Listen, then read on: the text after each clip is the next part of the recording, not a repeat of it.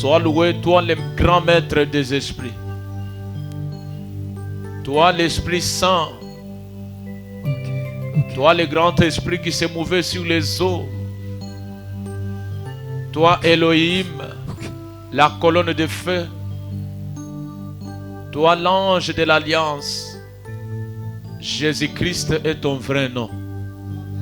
Ce soir encore une fois, nous sommes venus à ce grand rendez-vous où nous sommes en train de voir, d'étudier ces choses profondes qui ont le caractère de toucher à notre vie.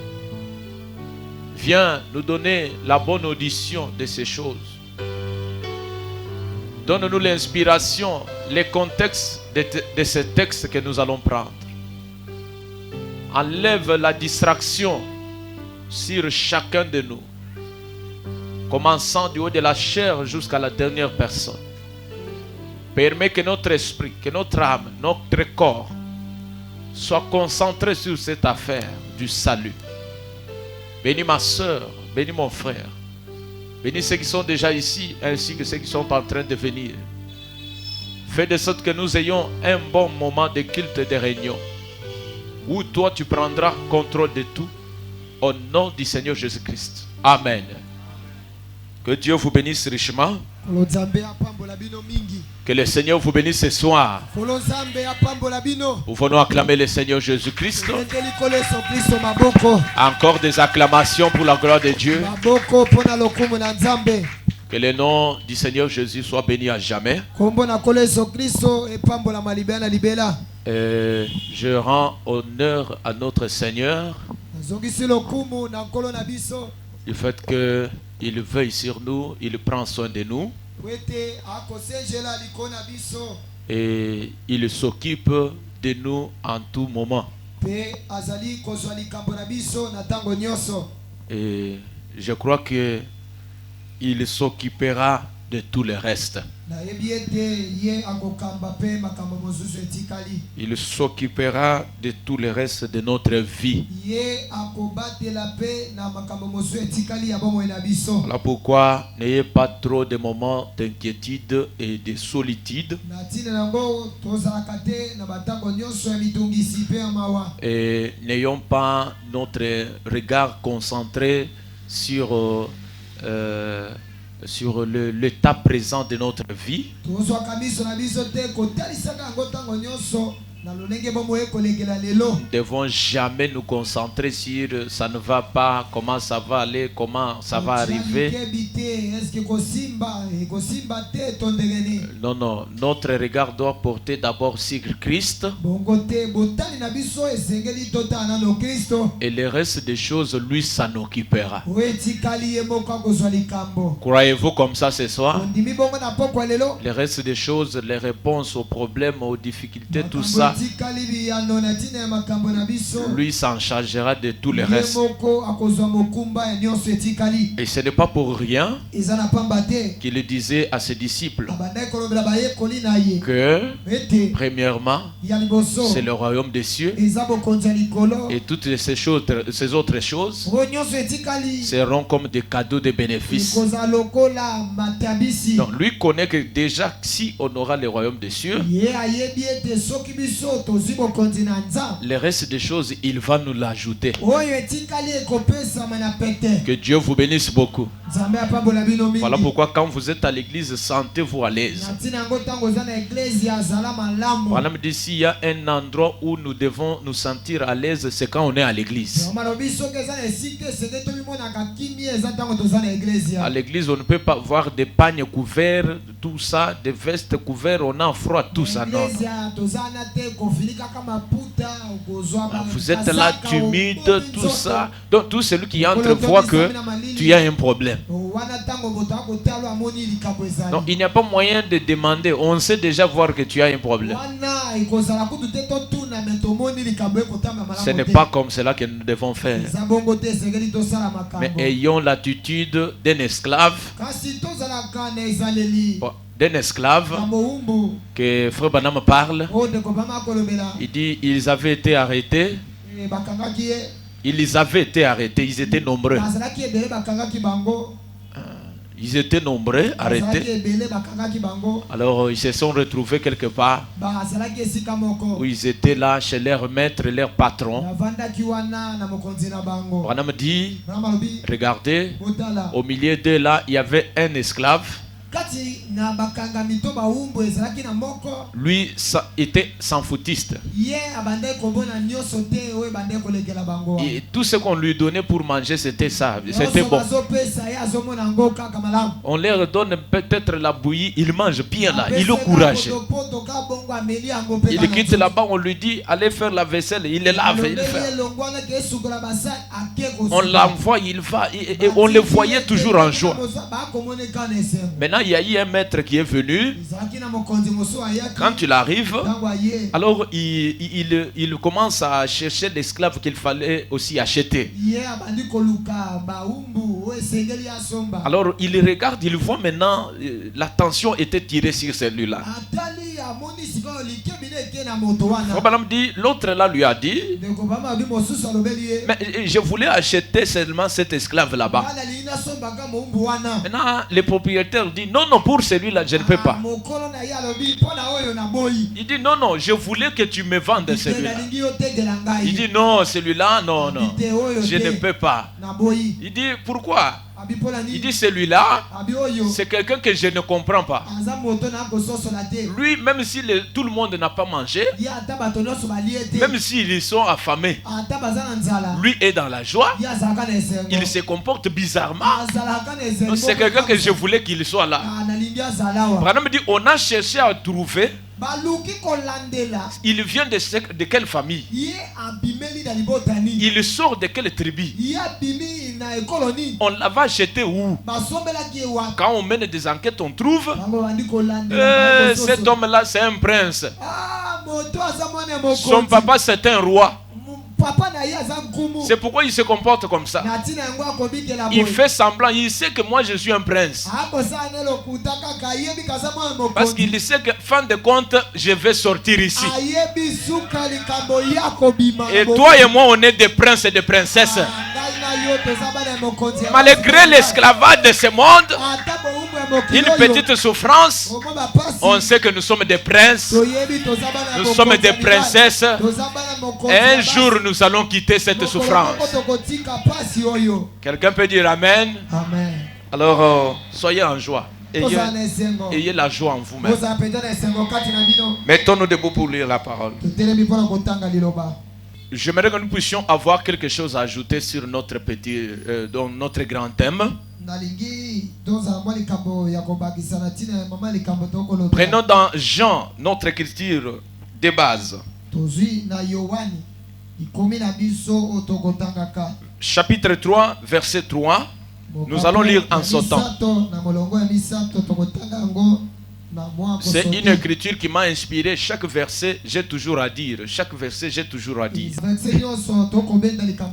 Alors, nous allons prendre ce soir verset 3, verset 4, verset 5 et le verset 6. C'est comme ça qu'on va lire aujourd'hui. Jésus lui répondit, en vérité, je te le dis. Si un homme n'est né de nouveau, il ne peut voir le royaume de Dieu. Je suis au chapitre 3, verset 5. La Bible dit, Jésus répondit, en vérité, je te le dis. Si un homme n'est né d'eau et d'esprit, il ne peut entrer dans le royaume de Dieu. Comprenez que déjà, le verset 5, il dit, personne, s'il n'est né de nouveau, donc s'il est né de l'eau et de l'esprit, il ne peut entrer dans le royaume de Dieu. Et nous allons ajouter le verset 6.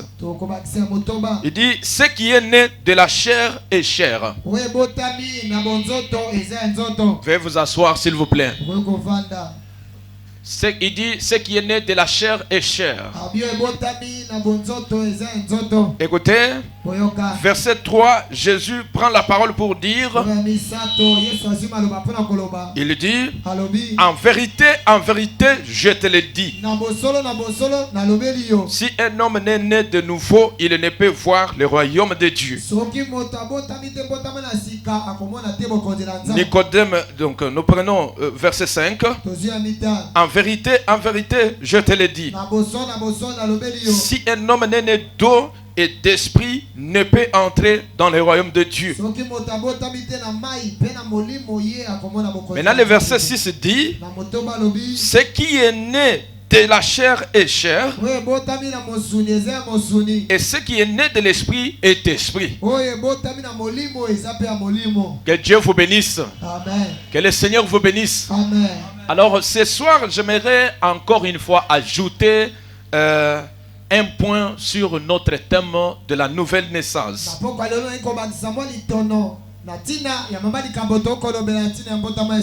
Et je pense, par la grâce de Dieu, Dieu lui-même est capable de bien vous enseigner ces choses, même si je ne le prêche pas bien, même si ça ne pénètre pas comme il faut.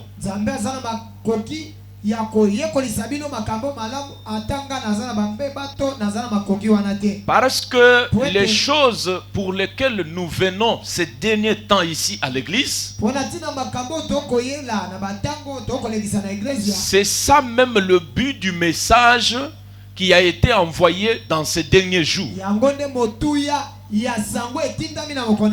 La nouvelle naissance où Dieu nous régénère, nous enlève l'ancienne nature pour nous donner sa nature à lui.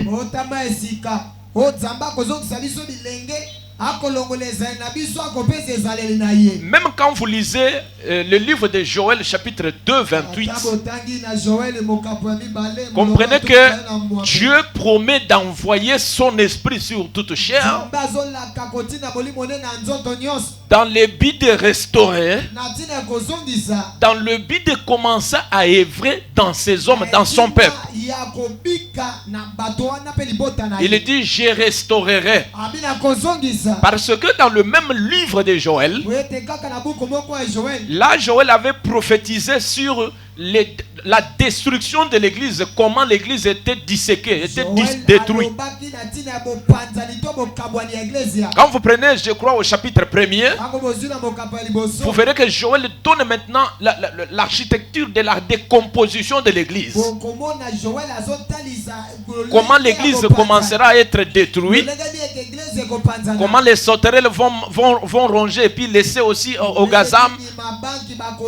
Comment, vous voyez, il donne comment l'église était en train d'être détruite. Chose que nous allons étudier prochainement. Mais regardez, comme Dieu n'aime jamais laisser son peuple dans les tourments, dans la confusion. Et dans Joël 2 28, il promet maintenant pour dire que je restaurerai, je répandrai mon esprit au dernier jour. Là, c'est le Seigneur qui commence maintenant le travail de la reconstruction de son église. Et maintenant, nous sommes en ce temps de la fin là, où ces écritures doivent s'accomplir. Voilà pourquoi il nous inspire que nous ayons des moments comme ça, que lui remplisse pour restaurer la vraie église.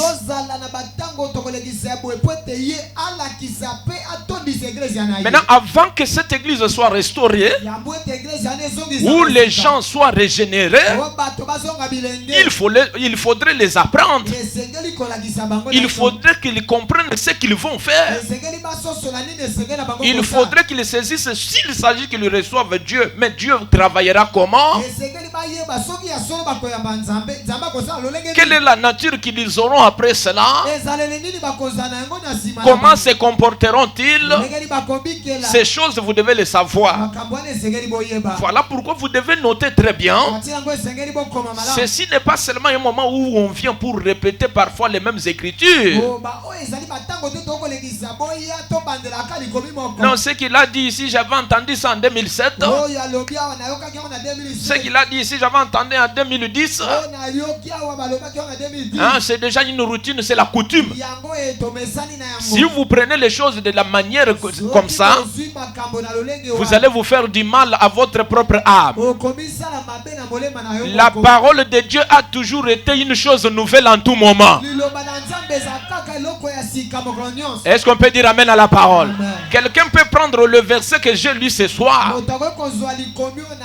Il vous prêche ça demain. Vous allez comprendre comme si c'est une nouvelle écriture.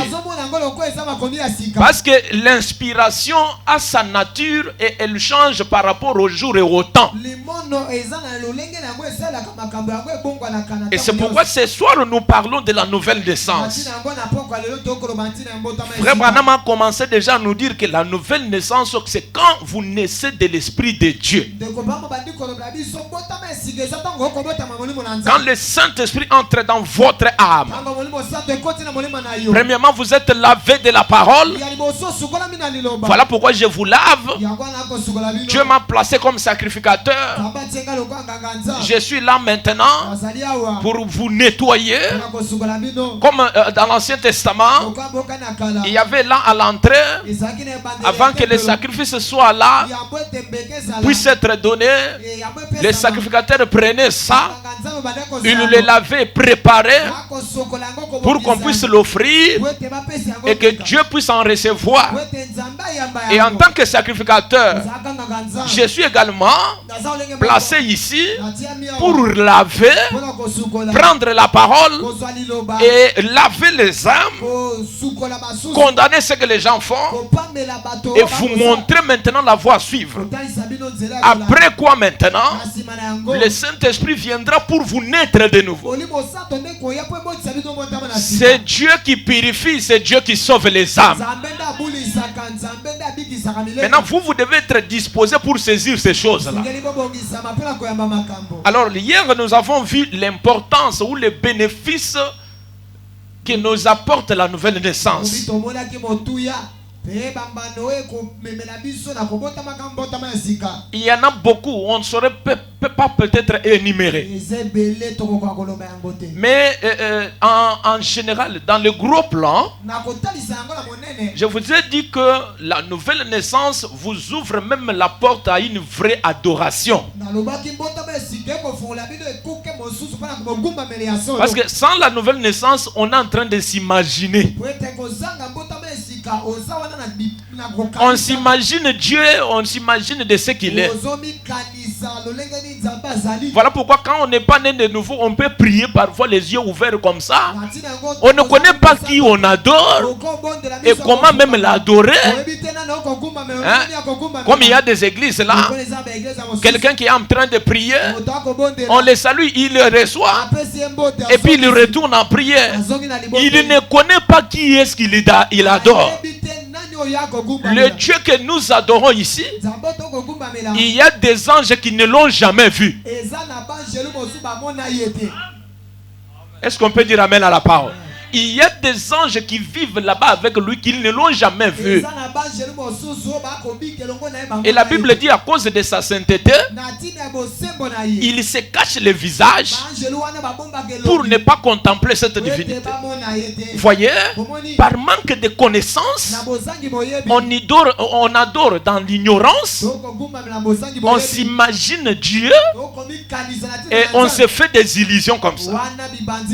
Mais c'est pourquoi Jésus a dit à la femme, l'heure vient, et elle est déjà même venue, où le vrai adorateur adoreront le Père en esprit et en vérité. Et là maintenant l'adoration se fera dans votre âme. C'est quand il entre en vous, vous n'adorez pas celui qui est au ciel, mais vous adorez celui qui est dans votre cœur. Frère Branham dit que quand Jésus priait, il priait son âme. Il priait son âme. Parce que son âme là, c'est ce qui était Christ. C'est profond. Quand j'apprendrai sur la divinité de Christ, vous allez comprendre. Alors ici, j'aimerais vous montrer aussi les mauvais côtés, les conséquences que vont courir quelqu'un qui n'est pas converti, qui n'est pas de nouveau.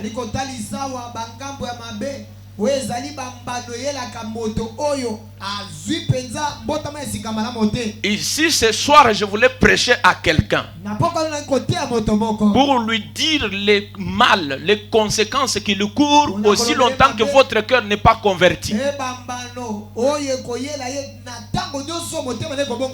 Aussi longtemps que votre cœur n'a jamais été converti, vous courez des risques graves. Vous passez des conséquences, vous vous attendez à des conséquences néfastes. Et écoutez d'abord dans la Bible ici. Ici dans le verset, les réponses que donne Jésus, nous allons commencer d'abord par le premier point qui est là dans la bouche de Jésus. Suivez-moi très bien. Jésus répond à Nicodème, un docteur théologien. Écoutez maintenant, il lui dit, en vérité, je te le dis, si un homme n'est né de nouveau, nous sommes au verset 3. Si un homme n'est né de nouveau, il ne peut voir le royaume de Dieu. Or, dans la Bible, il y a des verbes qui sont utilisés en symbole et en figure de style. Comme dans la Bible, le verbe voir, Frère Branham, quand il prend cette écriture, il dit voir, ce n'est pas voir avec les yeux. Mais voir dont il est question ici, c'est d'abord comprendre ce qu'est le royaume de Dieu. Amen. Et c'est pourquoi quand vous descendez au verset 8, comme la personne qui n'est pas née de nouveau ne sait pas voir le royaume de Dieu, écoutez maintenant, au verset 8, le Seigneur dit, écoutez, le vent souffle où il veut, et tu entends de bruit, mais tu ne sais pas d'où il vient, ni où il va. Il en est ainsi de tout homme qui est né de l'esprit. Quand Frère Branham prend le verset 8 ici, pour essayer de faire des commentaires, il dit le vent qui souffle, c'est le Saint-Esprit. Parce que si vous n'êtes pas né de nouveau, il vous passera. Vous aurez des bruits. Amen. Vous n'entendez que des bruits simplement. Parce qu'il y a 2 fois depuis que le monde est créé que Dieu a soufflé. La première fois que Dieu a soufflé, c'était lorsqu'il créa l'homme, le corps. Il a formé une masse appelée corps. Alors cette masse appelée corps là, alors c'est ça dans lequel il a soufflé pour la première fois. Et Branham interprète cette écriture pour dire le souffle qu'il avait mis dans le narine de cette masse là, c'était la vie qu'il donnait au corps. Et la deuxième fois que Dieu souffle, c'est quand il a soufflé le vent impétueux de la Pentecôte. Et vous voyez maintenant, quand Jésus savait qu'il y aura une Pentecôte où le vent soufflera,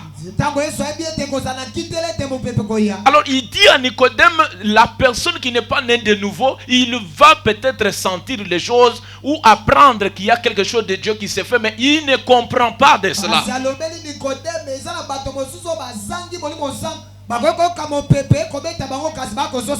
Ici, parmi les conséquences que court quelqu'un qui n'est pas converti,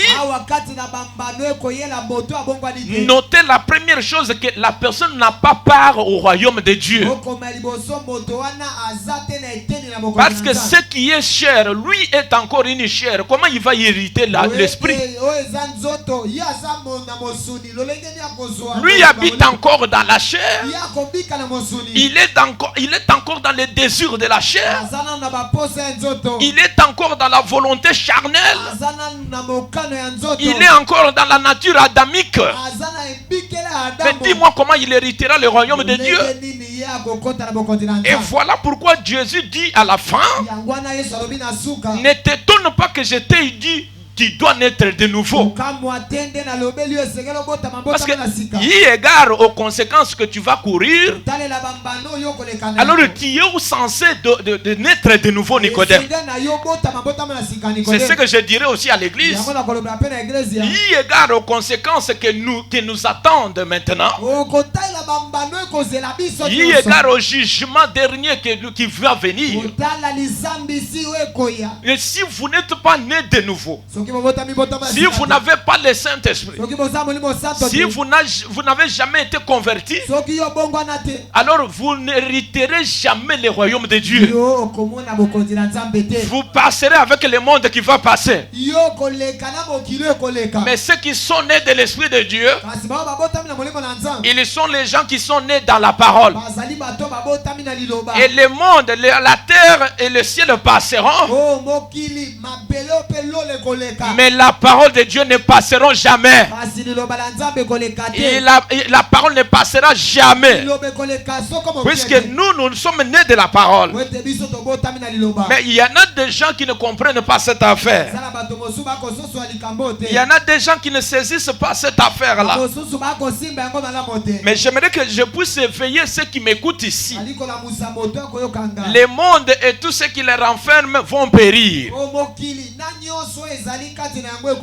La joie éphémère que les gens ont aujourd'hui, ça va passer. On les paye au travail, il va consommer tout l'argent dans la terrasse.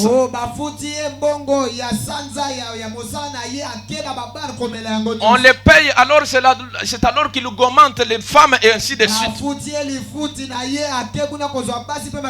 Dieu lui donne parfois l'argent pour aider, pour soutenir, pour pouvoir faire quelque chose.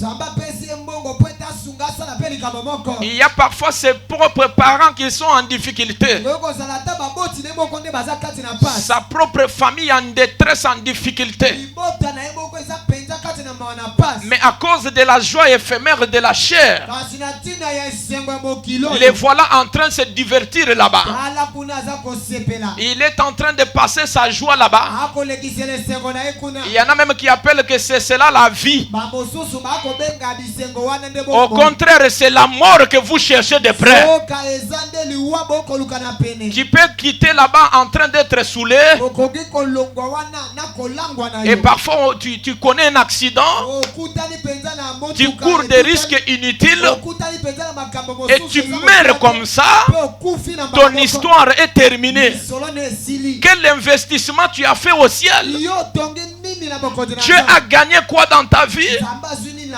Vous savez mes frères, sur la terre ici, il y a des gens pour qui Dieu même s'étonne. Il se met à un moment donné.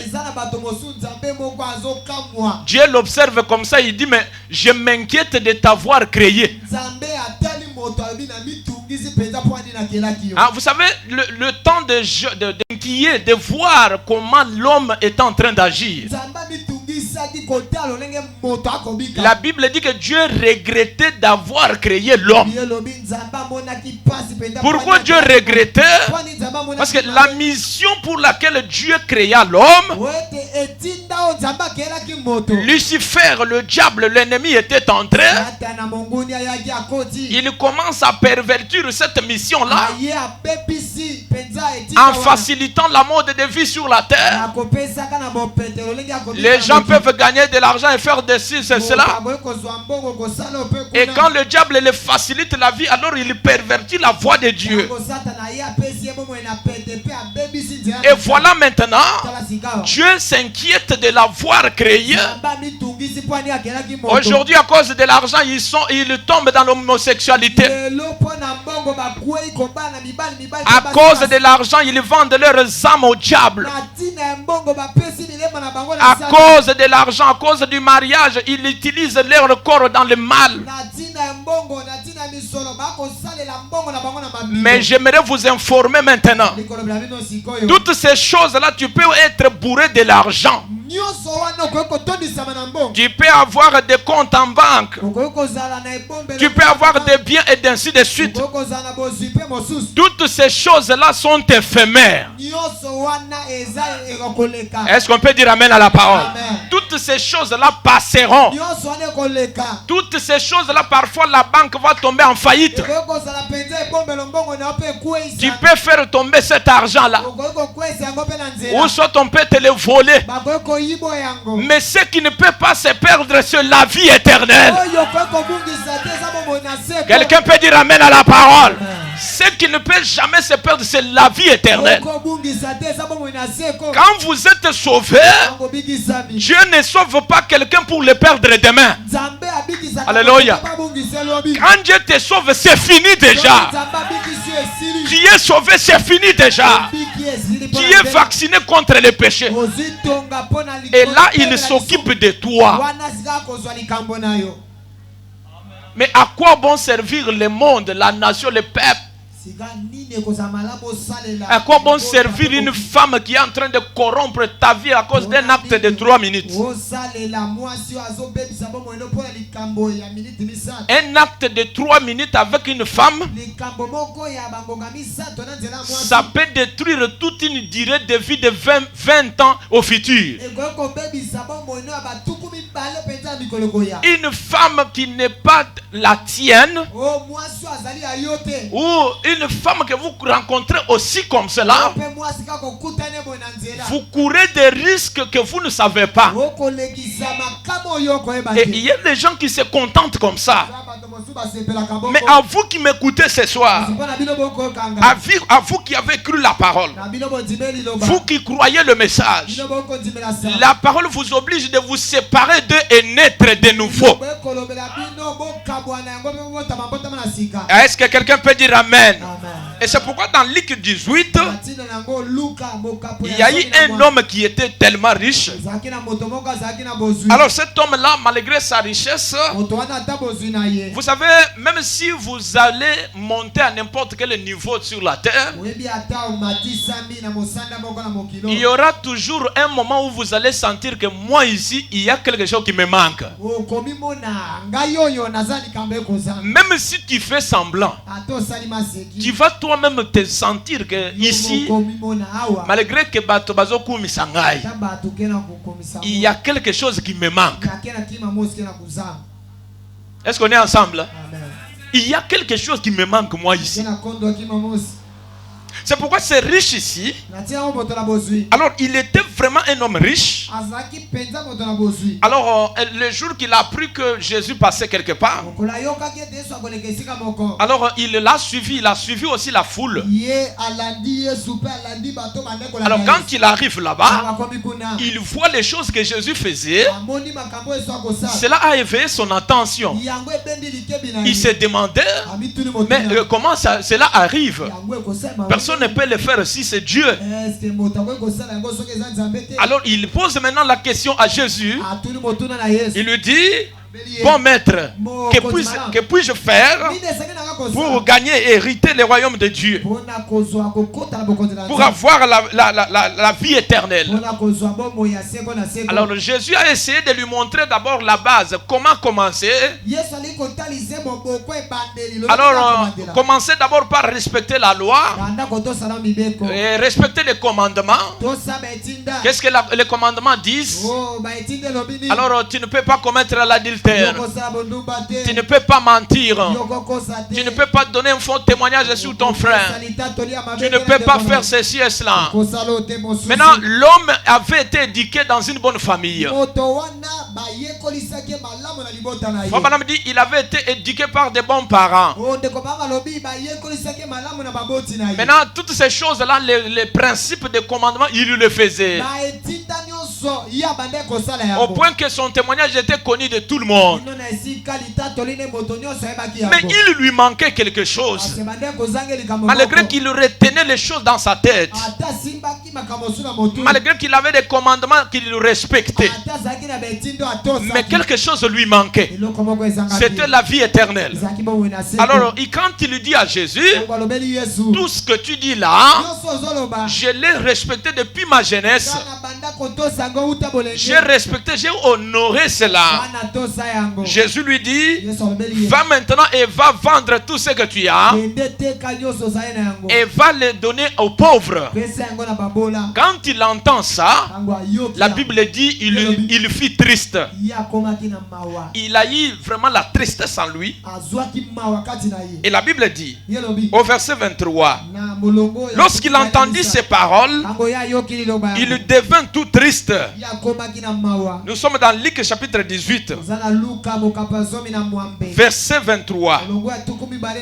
Lorsqu'il a entendu ces paroles, il devint tout triste, car il était très riche.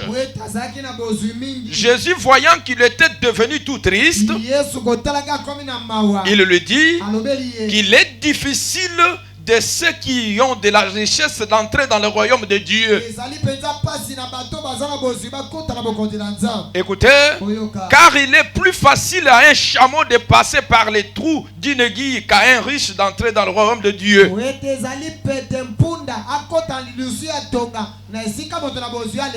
Ici, quand Frère Branham prend cette partie, il y en a même les gens qui signifient cela mal, qui condamnent, non, la richesse vous enverra en enfer. Non, Frère Branham dit il n'y a pas de mal à avoir l'argent. Ça, c'est Frère Branham qui dit. Donc, ce n'est pas ce que vraiment Jésus voulait dire, voulait condamner la richesse. Mais ici, Jésus condamne l'amour qu'on a pour la richesse plus que l'amour pour Dieu.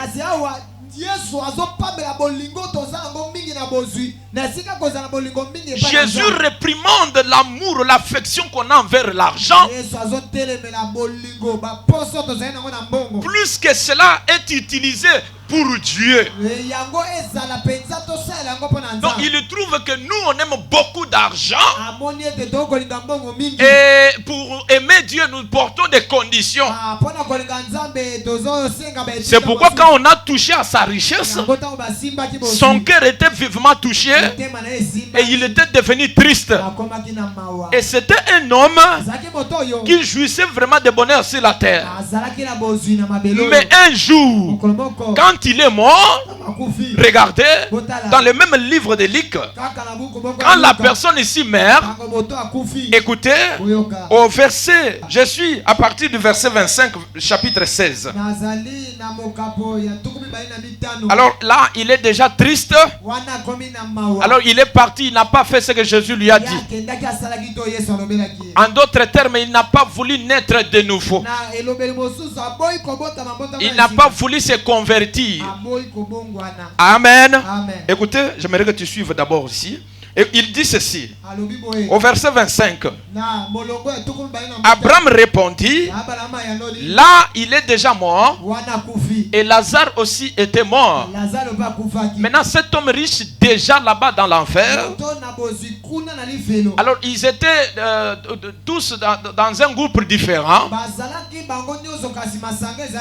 Alors dans des lieux différents, l'homme riche était de l'autre côté et Lazare était de l'autre côté.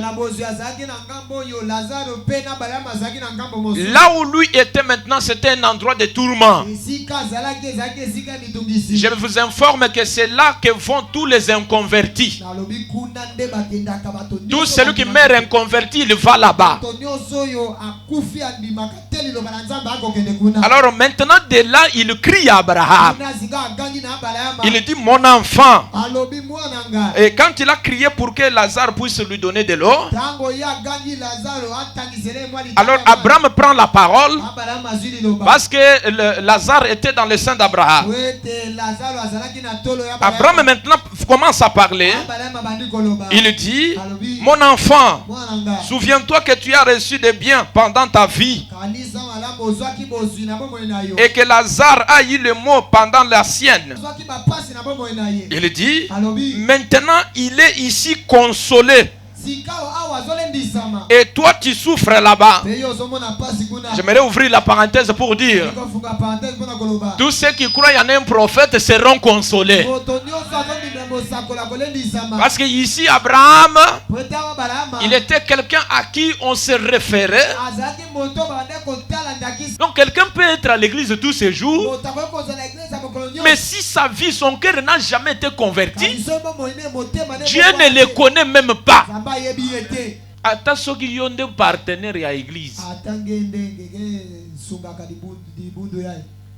Moi, je voulais avoir des partenaires qui sont des chrétiens convertis. Parce que là, tu vas payer ton argent là, sachant que ton cœur aussi a avantagé le salut éternel. C'est comme quand nous croyons le message ici. Quand nous sommes en train de baptiser les gens ici, qui croient le message, et ici, ils seront exactement dans la vérité, croyant le message de notre temps. Et vous allez voir les gens qui étaient avec vous hier là-bas. Vous allez maintenant commencer à les voir comme des gens qui sont dehors. Mais à quoi bon maintenant d'être ici dans la vérité sans que ton cœur connaisse un changement?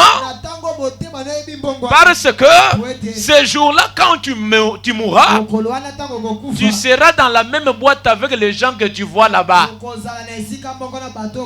Maintenant, à quoi bon maintenant passer tout ce temps ici? Tu étais à l'église, tu étais un frère, tout ça, et à la fin de tout, tu te retrouves avec un païen dans la rue. Est-ce qu'on est ensemble ici?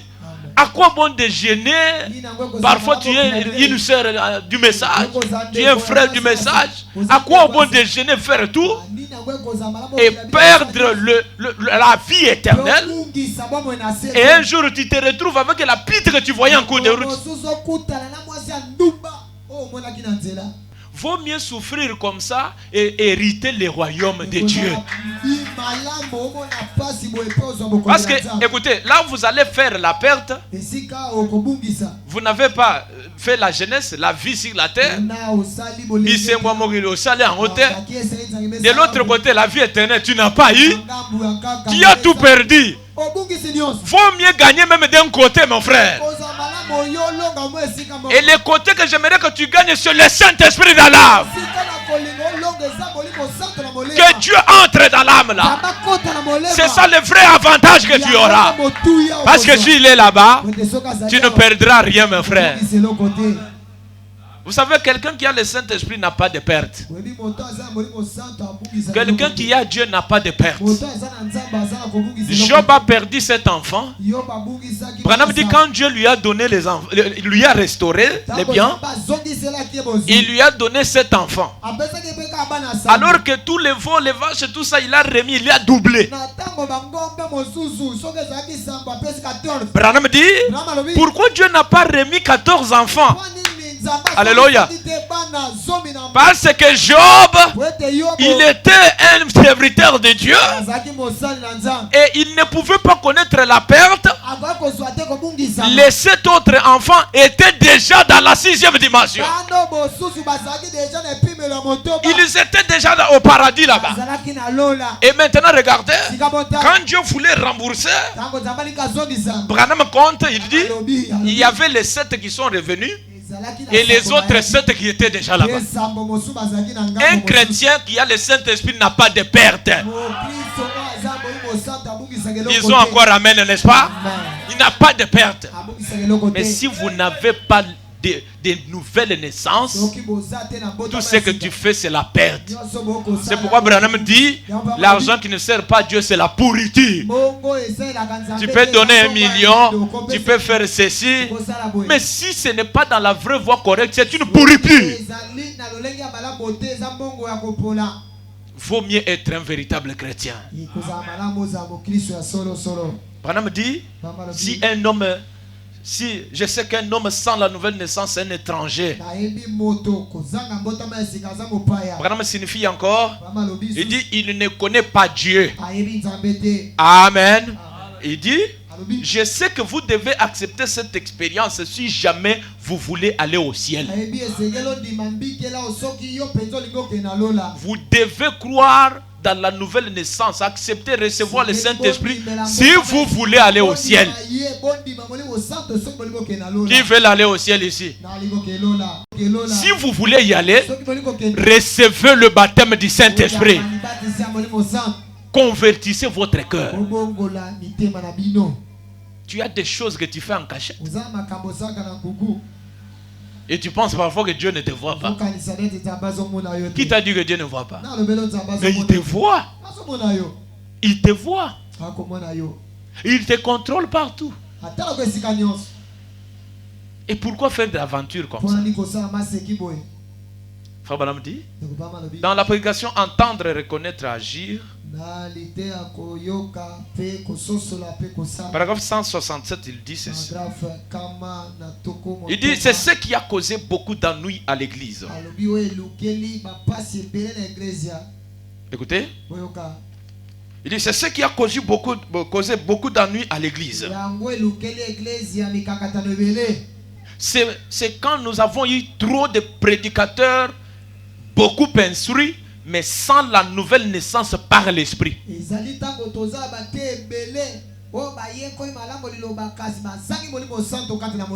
Tous instruits. Il a un bon français. Tout. Mais il n'a jamais été né de nouveau. Voilà pourquoi les sœurs de son église deviendront ses femmes. Il va les appeler à les courtiser, tout ça. Il va faire des choses comme ça. Lui-même, il connaît seulement lire. Il connaît seulement faire ça. Mais quant à la nouvelle naissance, il ne l'a jamais. Branham dit c'est ça qui cause aussi le mal à l'église. Maintenant, quelqu'un comme ça, il vous donnera quoi de spécial? Voilà pourquoi même les autres esprits qui viennent dans notre vie, nous les recevons même à l'église. Hein? Quand avant de donner à n'importe qui votre tête pour prier pour vous, discernez d'abord ce qu'il est. Est-ce qu'on est ensemble ici? Qu'on ne vous impose les mains par n'importe qui. Ah, il y a eu encore un vent qui a soufflé là-bas. Tu vas là-bas. On va te transmettre un esprit, un pire païen qui ne va pas quitter. C'est ça qui fait le problème à nos églises. C'est parce qu'on a des prédicateurs instruits qui n'ont jamais connu la nouvelle naissance. Branham dit, des hommes et des femmes qui aiment écouter des discours intellectuels plutôt que la prédication de la puissance.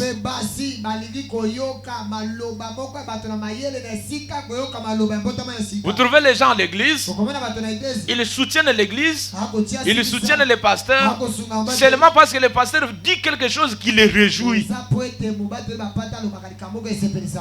Il l'appuie, il l'élève et puis il les soutient. Maintenant, quand il voit que parfois on prend des choses pour clouer sur la vie, sur le comportement, sur ce que nous faisons, quand tu refuses, Dieu va créer encore quelqu'un d'autre qui va le faire. Qui t'a dit que toi tu l'as fait? Non, non. Dieu, le Seigneur a des banques partout. Tu peux dire, je ne peux pas utiliser mon argent ici. Bon, on a un projet, tout ça. Que Dieu cherche l'autre chose. Et puis tu cherches même une écriture pour dire. Mais quand Dieu envoie quelqu'un, il va le donner les gens qui doivent le soutenir. Il doit l'équiper. Que Dieu l'occupe. Je t'informe que Dieu va occuper. Que Dieu vous bénisse. Dieu te bénit ici. Tu prends l'argent là, tu sors. Tu es parti avec l'argent. Mais la machine qui produit l'argent est ici. Branham dit, c'est ce qui nous a causé beaucoup d'ennuis aujourd'hui. Nous avons besoin des écoles secondaires et des instructions pour les prédicateurs. C'est ce qui nous a causé beaucoup d'ennuis. Il dit, mais nous avons besoin ici des hommes appelés de Dieu. Alléluia. Des gens remplis du Saint-Esprit et non remplis de la théologie élaborée par des mains d'hommes. Non, vous savez, chez nous ici, oh nous là, tout ça, à la fin, que Dieu vous bénisse. Non, il faut apporter l'évangile en puissance. Quelque chose qui touche le cœur de quelqu'un. Le message que vous avez cru, pour ceux que j'ai baptisé, tous ceux-là que j'ai baptisés, vous tous ceux qui étaient là, le message que vous avez cru, ça ne dorlote pas les gens. Dites amen à la parole. Branham dit, je prêche mon message, vous avez la responsabilité de le recevoir ou le rejeter. Dire, ah, je ne crois pas. Il y a les gens qui passent ici qui ne croient pas. Heureusement, on était avec les frères Nord récemment ici. Un pasteur dénominationnel nous a croisés. Nous étions avec lui. Il était ici. Quand on s'est présenté, tout ça. Alors, il me demande l'église est où, tout ça. Je lui ai dit l'église est sur Palace. Je lui ai donné l'adresse. Il dit, ah, c'est cette église-là. J'étais là un jour. Je viens te suivre. Je suis souvent dehors là-bas. Et j'avais suivi une prédication que j'étais allé moi-même prêcher chez moi là-bas. Je me suis dit, bien que les autres passent, il y a au moins les gens qui attendent pour suivre. Quand tu es ici là, il y a quelqu'un d'autre qui a refusé de venir. Mais heureux ceux qui ont soif et la vie de donc la fin de la vie éternelle. Et reste les gens qui comprennent que nous avons besoin du salut au lieu du mort. Il y a les gens qui refusent et on ne peut rien les faire. Mais toi qui avais cru, toi qui acceptes ci, maintenant adapte-toi aux conditions de la parole. La parole dit, vous devez naître de nouveau. Sinon vous courez des risques. Les comportements que vous avez aujourd'hui, notez que ça passera par les gènes dans tes enfants. Par cette naissance première, naturelle, par la naissance sexuelle. Tout ce qu'on fait là, vous transmettez à votre enfant. Et ne t'étonne pas s'il te reflète au moins. Vaut mieux se convertir pour que la nature de Dieu se reflète même dans tes enfants.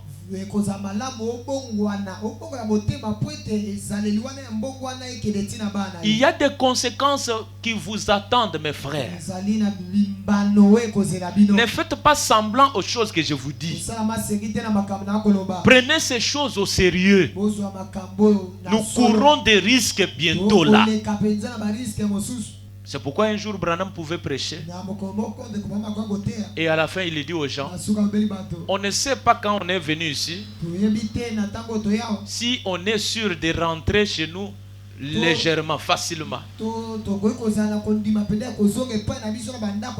Il dit, nous vivons dans un monde d'incertitude. On peut sortir ici et puis une bombe s'éclate. Ça peut arriver. Tu iras dans quel état? Tu as passé toute une vie comme ça. Mais il est temps que tu arrêtes au moins d'autres choses. Dis au revoir aux autres comportements. Cherchez le baptême du Saint-Esprit. Abandonnez les boucoco là, frère. Abandonnez les histoires sales là, mon frère. Naissez de nouveau, laissez Dieu vous convertir. Souhaitez que Dieu transforme votre vie. Pas seulement en argent. Oh Seigneur, donne-moi l'argent, tout ça. L'argent, ça va rester. Et d'ailleurs, regardez, il y a les gens qui ont des grandes parcelles, beaucoup de parcelles. Mais quand il meurt, on lui jette seulement, on amoncelle seulement un trou là. Allez, on l'ingère là-bas. Mais derrière lui, il lui laisse beaucoup de parcelles. À quoi bon avoir toutes ces choses-là et perdre votre vie? C'est pourquoi j'ai dit hier, si vous avez des choses à réparer, venez me dire. Quelque chose peut-être que vous ne comprenez pas comment réparer, arranger, venez me le dire. Vous avez un problème d'inceste que tu connais bien dans ta vie.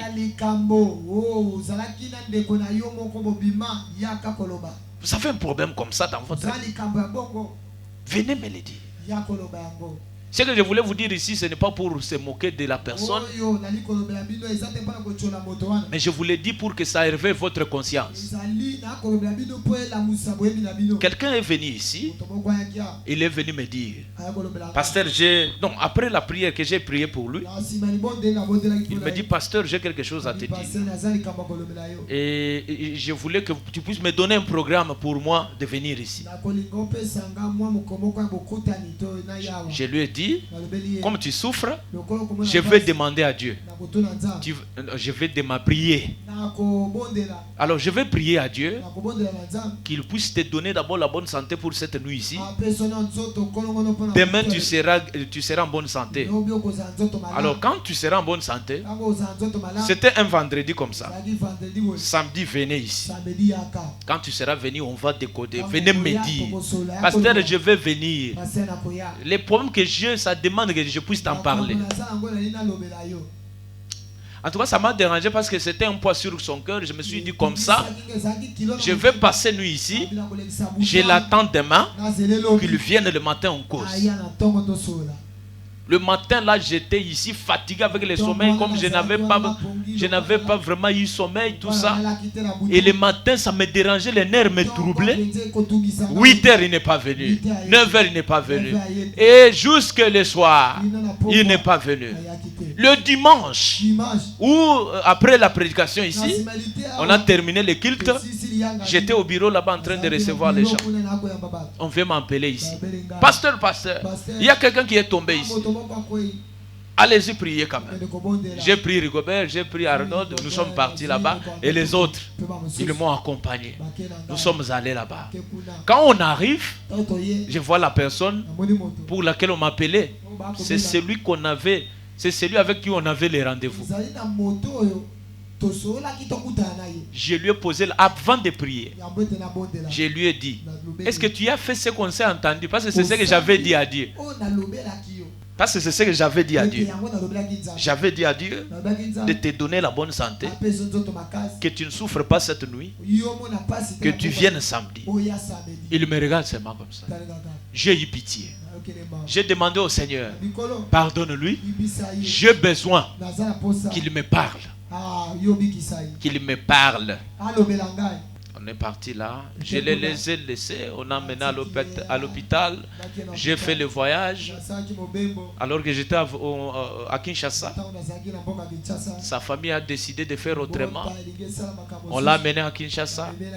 Quand ils arrivent là-bas, alors moi aussi j'étais en train de venir ici. On m'appelle, pasteur, il a seulement besoin de toi pour parler. Il cite le nom de Jérémie pour parler. J'essaie un peu d'esquiver. En France on m'appelle. Pasteur, nous allons envoyer l'argent. Je leur dis, laissez-moi aller à genoux, que je demande à Dieu. S'il m'autorise d'aller, je vais aller. Mais s'il me dit qu'il n'y a pas encore de résultats là-bas, parce que je lui avais donné tout son temps pour me parler, il a fait des choses. Il y a une sœur témoin ici, la sœur Élisée. Elle connaît cette affaire que j'ai dit là. Et c'est passé comme ça. Ils étaient à l'hôpital. Je leur ai dit, l'affaire qui est là, ce n'est pas le physique. Sortez avec lui à l'hôpital. Et parce qu'on va sortir comment? Je vais prier. Je sors, la personne, on enlève les sondes, tout ça. Il entre dans le véhicule, on le vend à la maison. J'ai dit comme ça, prenez-lui au véhicule, amenez-le à Matadi. Pasteur Tosa Langote. Ah, ça va. Je ne viens pas là-bas. Et puis il est parti. Regardez l'état dans lequel les gens meurent. J'ai eu du mal. Ça m'a dérangé. Regardez comment les gens meurent. Pendant que je parle là, tu as aussi des choses à dire. Tu as des problèmes à confesser. Tu fais semblant. Je vous ai toujours dit. Regardez. Dieu a envoyé Samuel pour oindre David. Et quand David était déjà oint, pour Dieu, celui qui était déjà roi, c'était David. Saül était déjà destitué. Ça fait beaucoup d'années pour que Dieu puisse maintenant manifester que non, toi là, tu n'es pas dans mon programme. Mais Dieu pour lui, pour Dieu, c'est David qui était déjà roi. Mais pour Saül, il voyait comme si c'est lui qui était roi. Dieu peut t'avoir déjà destitué comme ça. Tu te fais l'orgueil pour rien. Il y a des gens, ils partent même à l'église. Comme vous êtes assis là, il n'a jamais eu un sentiment de demander pardon quand tu lui fais du mal. Même envers son frère, sa femme, son épouse. Oh, chez nous, l'homme ne peut pas demander pardon à la femme. Non. En dehors de toutes nos relations, votre femme qui est de l'autre côté, c'est ta soeur en Christ. Voilà pourquoi même les foyers sont chamboulés dans des difficultés, dans des problèmes. Mais toi tu es orgueilleux, tu es chef. Tu utilises mal ton chef. Repentez-vous. Frère, sœur, vous avez un problème dans le cœur là. Repends-toi, arrangez.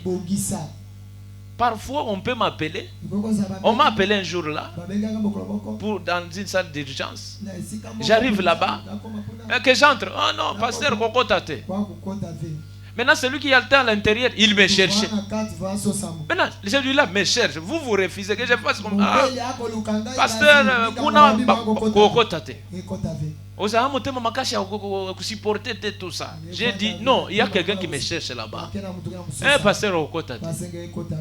Vous voyez, parfois, tu peux être maintenant un jour dans cet état-là.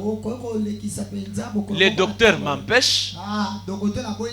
En prison là-bas, on m'empêche. Ça sera difficile. Parfois, je suis ici, les mercredis, je reçois les gens ici. Je peux faire toute la journée sans personne. Que Dieu soit loué s'il n'y a pas de problème. Mais s'il y a des problèmes que les gens ne s'arrangent pas, je ne suis pas venu ici à Matadi pour juste réunir les gens comme on est là, appeler ça église, et puis, s'occuper de la famille. C'est pour ça que je suis venu. Non! Je suis venu pour que tu quittes ce mal-là. Je suis venu pour que tu changes. Ce qui fait que par moment, je ne tiens pas, je n'aime pas vous coller de problèmes, de soucis. Faites-moi ça, non. Vous risquez de me prétendre des choses. Que ça vienne de vous-même. Que Dieu vous révèle de les faire comme ça. Comme Dieu est en train de révéler aux autres. Mais le but principal, c'est que je puisse voir un homme qui ne priait pas, un homme qui était loin de Dieu, s'approcher de Dieu, abandonner le monde, abandonner les péchés et devenir un croyant. C'est ce que Dieu veut. Tu es quoi ce soir? Tu cours des risques. Il y a des choses, je me suis étonné. Une femme avant de mourir, elle me dit, pasteur, ce que je te dis ici, j'ai gardé ça, ça fait 35 ans. Hein? 35 ans. Donc quand je compte à partir d'aujourd'hui jusqu'à l'année du problème, ça fait 35 ans. Sœur, je vous conseille de ne pas être ce genre de caisse-là. Hein? 1, 2, 3, 35 ans avec un problème non réparé, non dévoilé. Non, pasteur, Dieu sait qu'il devait t'envoyer à Matadi. Et c'est à toi que je devais dire ça. Mais si moi j'avais refusé de venir à Matadi, si moi j'avais dit à Dieu, Seigneur, là où tu m'envoies, là je ne pars pas, ça devait être comment? Vous voyez? Réparez votre vie. Quand je dis là, mon cœur saigne. Réparez votre vie, frère. N'attendez pas quand il sera tard. Je lis ça pour prier. C'est comme si le Saint-Esprit me dit d'autres choses. Je suis dans l'étape présent et état actuel de mon ministère. C'est la voix de Dieu qui a traduit ça. Je lis ceci. Il dit, c'est ça pour montrer où va un homme quand il meurt non converti. Un homme qui n'a pas connu la nouvelle naissance. Paragraphe 25, je prends le milieu là, pour ceux qui prennent. C'est ça pour montrer où va un homme quand il meurt inconverti. Branham dit, il a vécu le temps qui lui était alloué sur la terre. Il est mort et il ne peut pas aller dans la présence de Dieu. Est-ce que tout le monde suit ça? Amen. Il ne peut pas aller dans la présence de Dieu. Parce que sans le sang, il n'est pas digne d'y aller. Or, le sang aujourd'hui, c'est le message du temps de la fin. Branham dit, il est prisonnier. Il ne peut pas revenir sur la terre. Voilà pourquoi il y a des gens, même avant de mourir, oh, laissez-moi confesser, laissez-moi confesser, laissez-moi. Quelque temps après, il part. Pourquoi? Parce qu'on ne l'autorise pas encore de revenir pour confesser. Il dit, parce que son temps ici sur la terre est terminé. Alors il devient prisonnier entre les deux. Alors il est en plein cauchemar. Il ne peut pas aller se reposer dans la présence de Dieu. C'est pourquoi parfois la phrase de RIP, reste ceux qui repose-toi en paix, tout ça. Repose en paix, que ton âme se repose. C'est juste l'expression humaine. Mais en vérité, on ne sait pas celui qui est mort là. Il est en tourment. C'est nous-mêmes qui écrivons. On dit au cyber, on écrit tout ça. Mais en vrai dit, la paix là, on ne sait pas s'il est en paix. Parce que Branham dit ici, il ne sera pas dans la présence de Dieu. Il meurt inconverti. La paix va venir où? Préparez votre paix pendant que je vous prêche.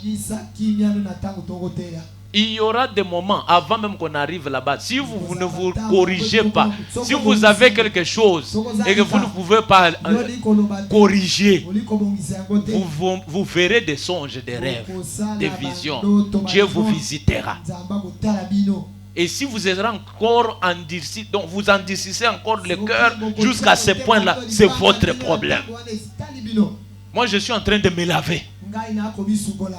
Il y a les gens, même s'ils commettent un péché, un mal, il blesse son frère, il blesse sa soeur. Pour entendre le mot pardon dans sa bouche, c'est difficile. Et ça reste des rancines comme ça. Depuis. Maintenant, tu vas mourir avec ces rancines-là. Nous allons nous tenir debout. J'aimerais que tu pries d'abord consciemment, sachant ce que tu es. Ne faites pas semblant. Vous devez naître de nouveau.